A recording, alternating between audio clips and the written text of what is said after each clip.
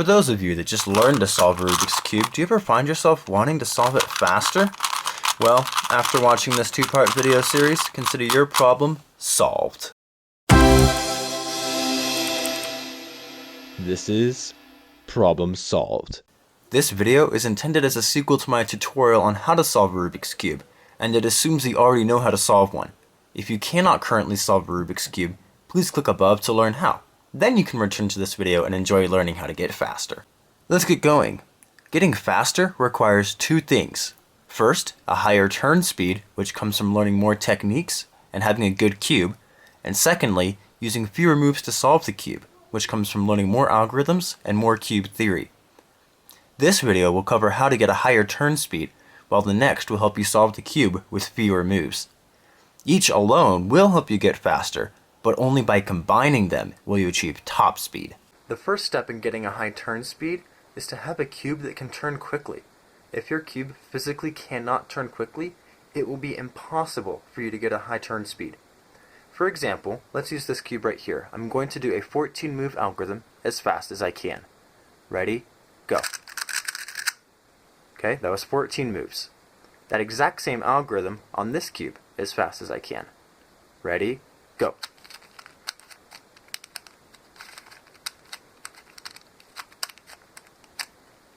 Done. You'll notice that the execution of that algorithm took much longer on this cube than it did on this cube. That's because this cube physically cannot turn as quickly as this cube can. That poses the question, what makes a good cube? What allows a cube to turn quickly? And what types of cubes can turn quickly?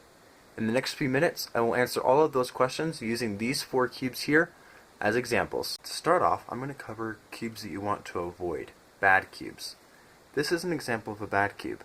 Most keychain cubes or pocket cubes like this one that are smaller than your average cube are bad cubes. Also ones that you would get from a dollar store or a hardware store, those are almost always bad cubes as well. Things that you will notice with the bad cube is that after just a few solves, you will notice the stickers begin to peel. This one has peeling on here on just about every side, and I've only done maybe 20 solves with this cube. Also, you'll notice that on the centers there will be a slight indentation that will form. That's because the center is snapped into place instead of being held in place by a screw.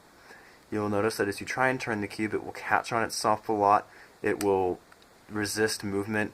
It will feel really sandy. Other things like that. It resists wanting to move. These cubes are built just to be a cube, and they're not built to move quickly. So if you're trying to solve a cube quickly, you do not want a cube like this. Next up are OK cubes. These cubes, after a little bit of work, will be able to achieve a high turn speed. These are the Rubik's brand cubes. Now, to be clear, there are 2 different models of Rubik's brand out there. On the shelves right now at any store you visit will be this newer model that has tiles and is built to be a little bit faster, and I'll talk about this one a little bit more later. For now, I'm going to start and focus on the original model that some people may still have. This one has stickers and most of the time is probably a little bit stiff. In order to get this one to move faster, we're going to lubricate it. Now you may ask why this one can get faster through lubrication and this one can't. And the answer is that the mechanism used to build this, just the way the pieces fit together, doesn't allow this cube to move quickly even if it is lubricated.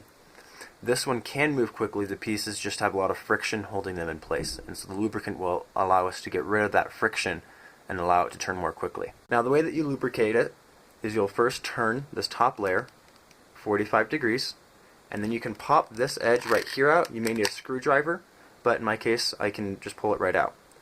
You'll then disassemble the entire top layer by just popping every other piece out, like so. Okay, and now we're ready to put in the Vaseline. You will want to have a rag on hand, like this one, just so you can clean your fingers off as you go. You'll go through, you get your jelly, get maybe just a little bit on your finger, you don't need a super whole lot, and you'll just run it around this surface right here. Like so, just do a nice thin layer, and you'll do the same thing inside, and then try and get the side of this centerpiece and below it on the bottom. You'll repeat that process for all 6 sides. After doing this first one, you'll put the top layer back together. Make sure you put it back together in order so that it works, so it's solvable.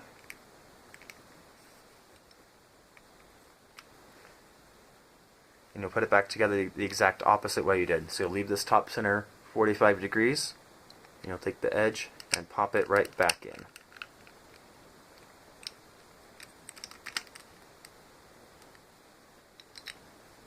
Oops. Like that.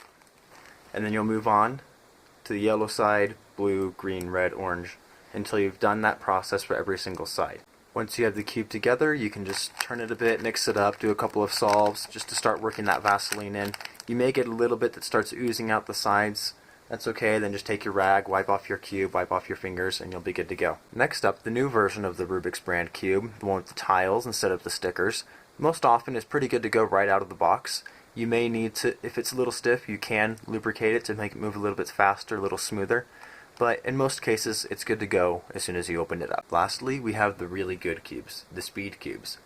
Now, most beginners watching this video do not need a Speedcube. If you have one of these Rubik's brand cubes, you'll be just fine. You can get the high turn speed needed to solve your cube faster. That being said, if you already have a Speedcube, feel free to use it. One characteristic of Speedcubes that makes it so that they can turn quickly is that they can do what's called corner cutting, which is where a layer may be misaligned or a lot misaligned, and they can still realign themselves just from a simple turn of the cube. Now, if you wish to get a Speedcube, just type that into Google, Speedcube, and you'll get all kinds of results. So just do some research and find the one that looks best to you. So to wrap this up, if you have any cube from here on, a Rubik's brand or a Speedcube, go ahead and use it. You'll be set to go for getting a higher turn speed.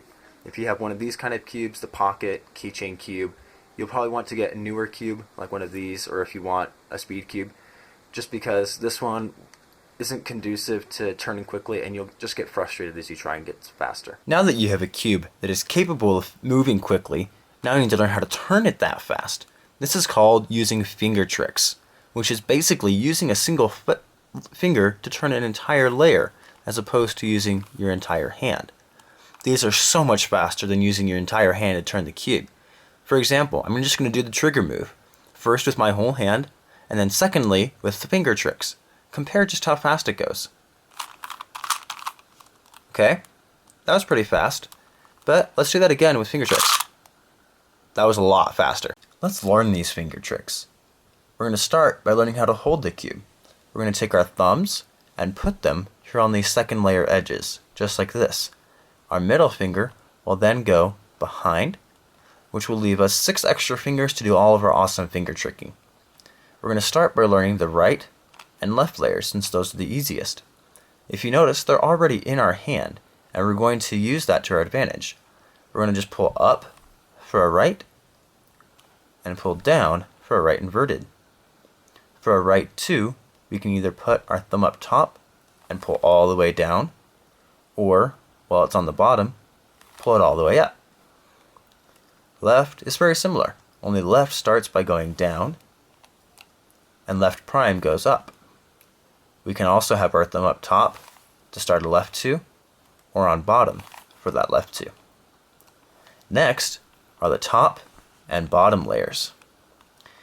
From the standard position, if you notice, our pointer fingers are sitting right behind these top layer corners. In order to do an up, we're going to pull on that corner towards us. For an up prime, we'll do that with our left hand. For an up 2, we're going to have our ring finger shift to replace our middle finger on this back layer edge. And now we have 2 fingers up top. We're going to start by pulling with our first, and we're going to follow through with the second. This can be done on either side. For the down layer, our ring finger is right behind these down layer corners. We're going to use our left hand to do a down, and our right hand to do a down inverted. We can use our pinkies to help us to do a down 2. Start with the pinky and follow through with the ring, which can also be done on the other side. Lastly, we have the front face and back face, which put the trick in Fingertrick, just because there's so many ways to do them. The easiest way begins by having your thumb on the bottom and your middle finger up top. You will do a front turn by pushing with your right hand pointer finger down and using your thumb to pull up for a front inverted. A front two from the same position will be kind of like doing an up two. Start with your pointer finger and follow through with your middle. If you wish to use your left hand, it's the same thing. Thumb on bottom. For the front two, pointer followed by middle. For a front, pull up with your thumb. And for a front inverted, push down with your pointer finger. For a back, we're going to start by putting both hands down like this. If you need to do a back turn, use the ring finger of your left hand. If you need to do a back inverted, use the ring finger of your right hand. If you wish to do a back two, you can start with your pinky and then follow through with your ring. Or if it's hard for you to get your pinky up there, you can do your ring followed by your middle. The same thing can be done with the left hand. Or if your pinky again can't reach, middle, just like that. Now you know all your finger tricks. Practice them so you can get even faster. While you enjoy having a higher turn speed, make sure to like this video and subscribe to my channel. Share this video with a friend so you can practice together and race to see who the fastest cuber is. Remember, in order to finish getting faster, you will need to learn how to solve the cube with fewer moves. Click right here to watch that video.